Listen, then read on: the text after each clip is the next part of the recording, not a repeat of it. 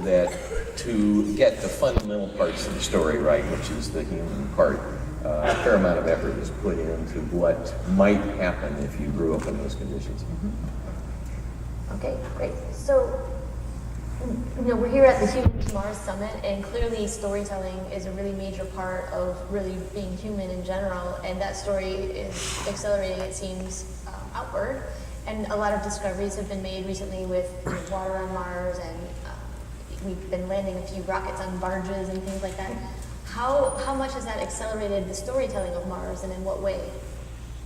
Yeah, I think I can speak to that. I think for us, we did shoot SpaceX. The landing is part of our series, intertwined with the fictional side of it. And we feel like, for us, the present day in the storytelling in Mars is the future. It's what the goal is to get to Mars. We're looking at the mission to Mars in 2033 and beyond, and yet we're flashing back to the present day. And there are so many people who have such passion now, and there's so much energy being generated towards the missions to Mars that Ron Howard and Brian Grazer, who were the executive producers of the show, really wanted to be sure that we were not just doing a movie, a series that's taking place in the future, but really showing that the passion, going back to the history of Apollo and layering in kind of how we got to where we are now, and it's specific to us to show that it's going to succeed.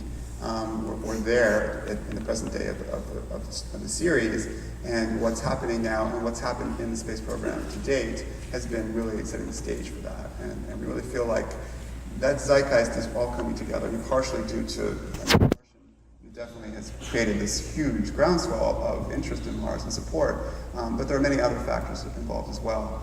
Certainly Elon Musk, who's one of our interviewees in the show, has been someone who has been really beating the drum, and he's great in the series, and he is sort of almost a poster child for this kind of energy towards going to Mars.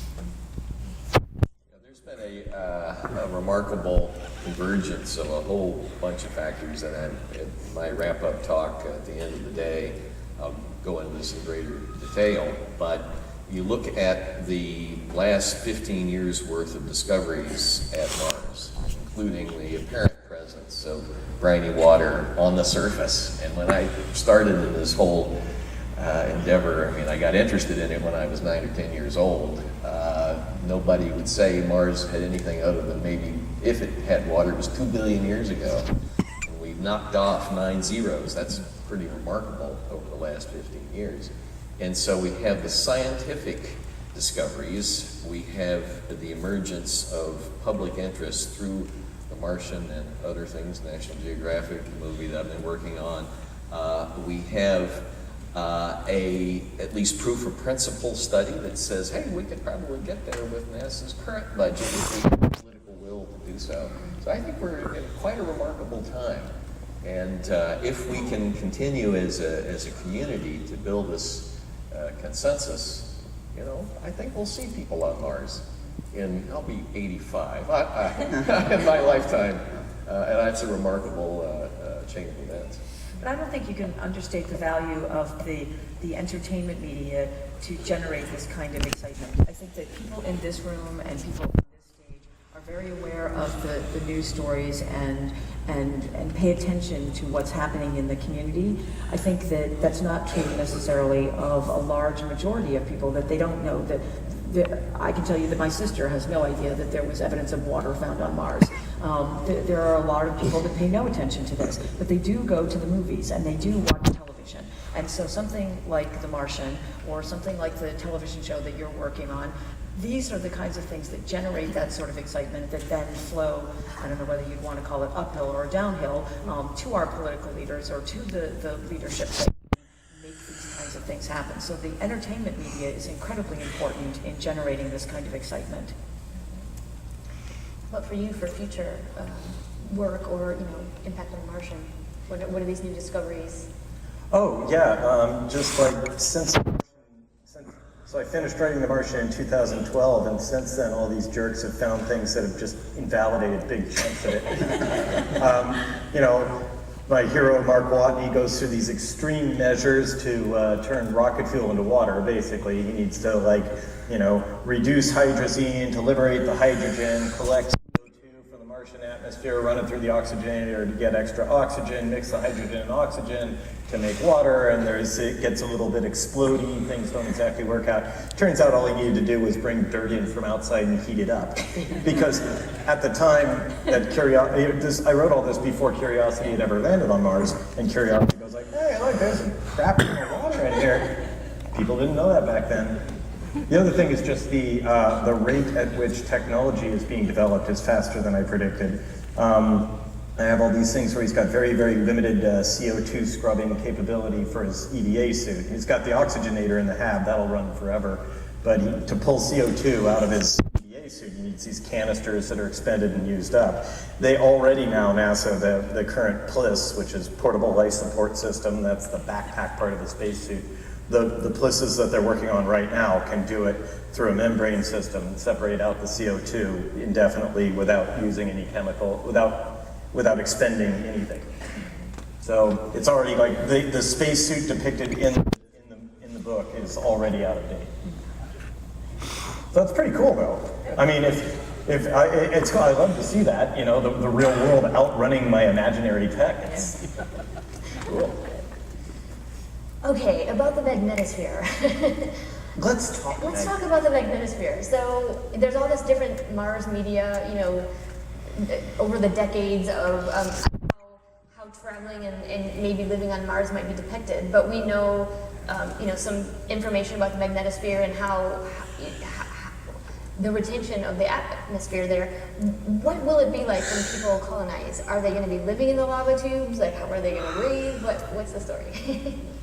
Well, the magnetosphere, just to recap a little bit, the last few years of discoveries, there's a mission at Mars now called MAVEN that is giving detailed information about how the Mars atmosphere was lost. Okay, so go back to 2 billion years ago or so, Mars had, at that time, probably a magnetic field. It had a reasonably thick atmosphere 2 billion years or before.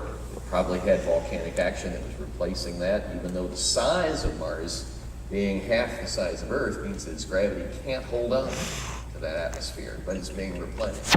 Mars cools, it ages faster than the Earth. And so now, all you find are remnants of once a magnetic field. That meant that the sun's particles coming in stripped away the atmosphere. Mars cooled, it didn't get replaced. And so Mars became what we have seen on the surface in the past, which is a pretty cold, pretty dry, pretty dead planet. And that will be the planet that the first settlers find. And they will have to learn how to adapt with that. Now, of course, there's a famous science fiction series written years ago, Red Mars, Green Mars, Blue Mars, that proposes how you might terraform the planet. But that's a very daunting task. I mean, that's science fiction plus, plus, plus.